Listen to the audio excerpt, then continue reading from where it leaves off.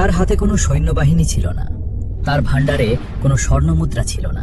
অথচ জেরুজালেমের প্রতাপশালী বাদশাহ তাকে দেখে ভয়ে কুঁকড়ে যেতেন। মানুষ তাকে পাগল বলেছিল, কেউ বলেছিল সমাজ বিরোধী, কিন্তু তিনি যা দেখেছিলেন তা কেউ দেখেনি।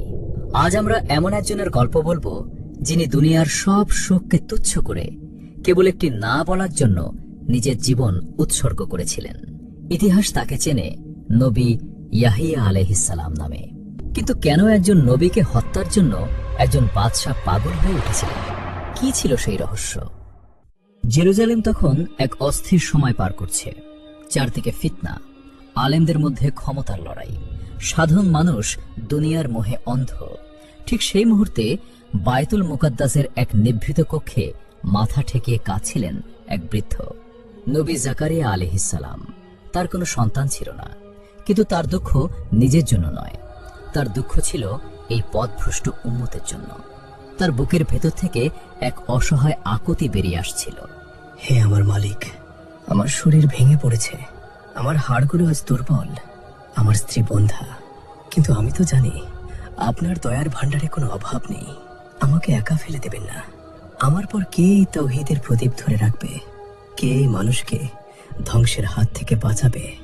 যুক্তি বলছিল এটা অসম্ভব। জাকারিয়া আলাইহিস সালামের বয়স 106 ছুঁই, তার স্ত্রী বন্ধা।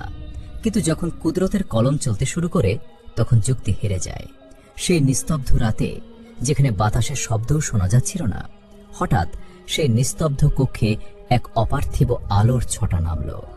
আসমান থেকে নেমে এলো জিব্রাইল আলাইহিস সালামের সেই অমোঘ বার্তা। জাকারিয়া, আনন্দিত হও, আল্লাহ তোমাকে এক পুত্রের সুসংবাদ দিচ্ছেন। তার নাম হবে ইয়াহিয়া।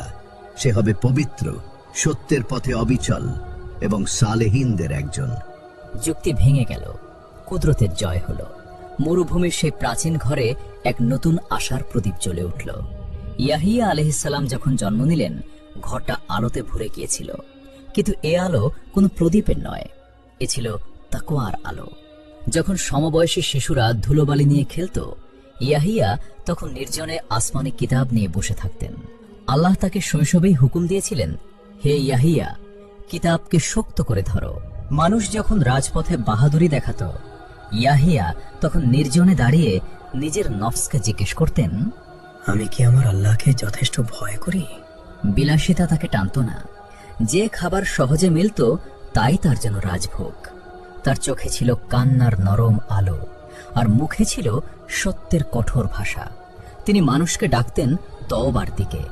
তার কাছে গুনাহ শুধু শরীরের ভুল ছিল না, গুনাহ ছিল হৃদয়ের এক মরণ ব্যাধি। কেউ ঘুষ খেলে তিনি কেঁপে উঠতেন, কেউ মাপে কম দিলে তিনি থমকে দাঁড়াতেন। তার কথা ছিল ওষুধের মতো তিতা, কিন্তু আরোগ্যের জন্য জরুরি। সময় গড়ালো। জেরুজালেমের বাতাসে তখন নতুন এক সুবাস। মারিয়াম আলাইহিস সালামের কোলে জন্মানো ঈসা আলাইহিস সালামের আগমনের সময় ঘনিয়ে এলো। ইয়াহিয়া আলাইহিস সালাম ছিলেন সেই সত্যবান নবী, যিনি মানুষের সংশয় দূর করতে সবার আগে ঘোষণা দিলেন, এই শিশুটি আল্লাহর পক্ষ থেকে প্রেরিত। তিনি ঈসা আলাইহিস সালামের জন্য পথ প্রশস্ত করলেন। কিন্তু শয়তান তখন অন্য এক চাল চালছিল। যে সমাজ পাপকে সৌন্দর্য বানিয়ে ফেলে, সে সমাজ তখন সত্যকে বিষ মনে করে। তখনকার শাসক গোষ্ঠী বাহ্যিকভাবে ধর্ম মানত, কিন্তু ভেতরে ছিল লালসার আগুন। দরবারে জমে থাকত ভোগের আসর। শক্তিশালীরা দুর্বলদের উপর চেপে বসত। ইয়াহিয়া আলাইহিস সালাম মিম্বরে উঠে বলতেন, হে মানুষ, আল্লাহকে ভয় করো। তোমাদের সম্মান পদবিতে নয়, সম্মান হলো তাকওয়ায়। কিছু লোক মাথা নাড়ত, আর কিছু লোক গোপনে শাসকের কানে বিষ ঢালত। তারা বলতো, এই যুবক আমাদের রাজত্ব বিপন্ন করছে। তৎকালীন শাসক ছিল হেরোদ আন্তিপাস। সে ছিল এক লম্পট এবং ক্ষমতালোভী বাদশাহ। কিন্তু পর্দার আড়ালে কোলকাঠি নাড়ছিল এক বিষাক্ত নারী। তার নাম হেরোদিয়াস। হেরোদিয়াস ছিল বাদশাহ হেরোদের আপন ভাই ফিলিপের স্ত্রী। কিন্তু ক্ষমতার লোভে সে তার স্বামীকে ছেড়ে দিয়ে বাদশাহ হেরোদকে বিয়ে করার পরিকল্পনা করে। হেরোদও তার রূপে অন্ধ ছিল। এই বিয়ে ছিল আল্লাহর আইনের চরম লঙ্ঘন। দরবারের চাটুকার আলেমরা মাথা নিচু করে বলল, জাহাপনা, আপনার ইচ্ছাই আইন। কিন্তু ইয়াহিয়া আলাইহিসসালামের কানে যখন এই খবর পৌঁছালো, তার ধমনীতে সত্যের রক্ত টকবক করে উঠল। তিনি ভাবলেন, আজ যদি নবী নীরব থাকে, তবে কাল সাধারণ মানুষ এই হারামকে হালাল মনে করবে। তিনি বাদশাহর সামনে গিয়ে দাঁড়ালেন। কোনো রাজকীয় সালাম নয়, কোনো তোষামত নয়, তার কণ্ঠে ছিল বজ্রের গর্জন। হে শাসক, থামো। আল্লাহর বিধান নিয়ে খেলা করো না। যা হারাম তা কিয়ামত পর্যন্ত হারামই থাকবে। তোমার ক্ষমতা রাজপ্রাসাদের দেয়াল পর্যন্ত, কিন্তু আল্লাহর আইন আসমান ও জমিন জুড়ে। এই বিয়ে বৈধ নয়। পুরো দরবার নিথর হয়ে গেল। কেউ কোনোদিন হেরোদকে না বলেনি। ইয়াহিয়া, তুমি জানো তুমি কার সাথে কথা বলছো? এক ইশারায় তোমার কল্লা নামিয়ে দিতে পারি। তুমি আমার জান নিতে পারো, কিন্তু আমার মুখ থেকে বের হওয়া সত্যকে মারতে পারবে না। ক্ষমতা তোমার অস্থায়ী, কিন্তু সত্য চিরস্থায়ী। দরবারে মুহূর্তে এক শীতল নিস্তব্ধতা নেমে এলো। বাদশাহর মুখ অপমানে লাল হয়ে উঠল। ক্ষমতার দম্ভে মত্ত একজন মানুষ যখন না শোনে, তখন তার ভেতরের পশুটি জেগে ওঠে।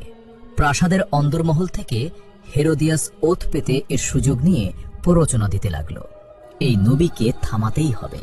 সে জানত ইয়াহিয়া বেঁচে থাকলে তার রানী হওয়ার স্বপ্ন ধুলোয় মিশে যাবে, কারণ সমাজ তাকে চিরকাল ব্যভিচারিণী হিসেবে ডাকবে। হেরোদিয়াসের প্ররোচনায় বাদশাহ হেরোদ, বন্দি করো এই পাগলকে, অন্ধকূপে নিক্ষেপ করো ওকে, দেখি ওর খোদা ওকে কিভাবে বাঁচায়। তারা তাকে টেনে হিচড়ে অন্ধকার কারাগারে নিয়ে গেল।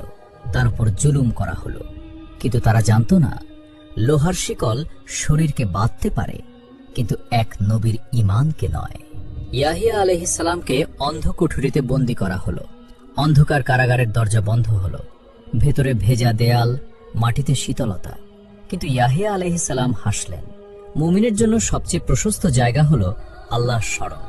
পাহারাদাররা অবাক হয়ে দেখত, এই মানুষটি বন্দী হয়েও কাউকে অভিশাপ দেন না, বরং রাতের শেষ প্রহরে তার কান্নার আওয়াজে আসমান যেন কেঁপে উঠত। শিষ্যরা বাইরে থেকে খবর নিতে আসত। তারা কাঁদত, হুজুর, আপনি তো কেবল আল্লাহর কথাই বলেছিলেন, তবে কেন এই জুলুম? বৎস, সত্যের পথের কাঁটা পরিষ্কার না করলে জান্নাতের গোলাপ ফোটে না। দুনিয়ার আদালত ভুল করতে পারে, কিন্তু আল্লাহর আদালত কখনো ভুল করে না। এক রাতে প্রাসাদে এক বিশাল উৎসবের আয়োজন হলো। বাতি জ্বলল, বাদ্য বাজল। সেই উল্লাসের মাঝে হেরোদিয়াস তার এক শয়তানি চাল চালল।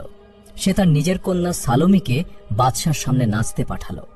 সালোমি ছিল অপূর্ব সুন্দরী, আর তার নাচে বাদশাহ এতটাই মুগ্ধ হলেন যে তিনি মত্ত অবস্থায় এক ভয়ঙ্কর প্রতিশ্রুতি দিলেন। সালোমি, আজ তুমি যা চাইবে আমি তাই দেব। এমনকি আমার অর্ধেক রাজত্ব দিলেও আমি পিছু পা হব না। সালোমি তার মা হেরোদিয়াসের কাছে দৌড়ে গেল। হেরোদিয়াস তার কানে সেই মারণ মন্ত্র বলে দিল। সালোমি ফিরে এসে বাদশার চোখের দিকে তাকিয়ে হিমশীতল কণ্ঠে বলল, আমি আপনার রাজত্ব চাই না। আমি চাই এই মুহূর্তেই একটি স্বর্ণের থালায় করে বন্দি ইয়াহিয়ার কাটা মাথা আমার সামনে আনা হোক। বাদশাহ থমকে গেলেন। তার নেশা টুটে গেল। তিনি জানতেন ইয়াহিয়া একজন সত্যবাদী মানুষ এবং আল্লাহর নবী, কিন্তু ক্ষমতার নেশা মানুষের বিবেককে মেরে ফেলে। তিনি আদেশ দিলেন, কার্যকর করো। ভোরের আলো ফোটার আগে ঘাতক যখন তলোয়ার উঁচিয়ে ধরল, ইয়াহিয়া আলাইহিস সালাম মাথা নত করলেন, কিন্তু জালেমের কাছে নয়, কেবল তার রবের কাছে। তলোয়ার নামল। রক্তে রঞ্জিত হল কারাগারের মেঝে। দুনিয়ার মাটি সাক্ষী রইল, এক মহান নবীর রক্ত কখনো বৃথা যায় না। মানুষ তাকে হারালো, কিন্তু আল্লাহ তাকে হারালেন না। আসমান থেকে ঘোষণা এলো, তার ওপর শান্তি। যেদিন সে জন্মেছে, যেদিন সে মৃত্যুবরণ করবে, আর যেদিন তাকে জীবিত করে ওঠানো হবে। ইতিহাস ও রেওয়ায়েত অনুযায়ী বাদশাহ হেরোদ এবং হেরোদিয়াসের শেষটা ছিল অত্যন্ত করুণ।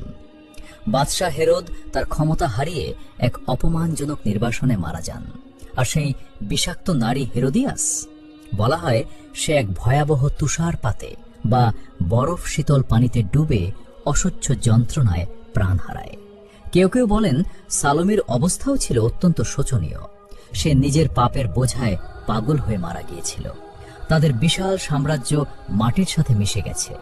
কিন্তু ইয়াহিয়ার রক্ত আজও মাটির গভীরে ইনসাফের ডাক দেয়। ভাইয়েরা আমার, ইয়াহিয়া আলাইহিস সালামের এই গল্প আমাদের কি শেখায়? আজ আমাদের সমাজেও হারামকে হালাল বানানোর হাজারো অজুহাত দেওয়া হয়। ব্যবসায় ভেজাল, মাপে কম দেওয়া, ক্ষমতার জোরে সত্যকে চাপা দেওয়া, সবই তো আমরা দেখছি। ইয়াহিয়া আলাইহিস সালাম শিখিয়ে গেছেন হক সব সময় হক আর বাতিল সব সময় বাতিল।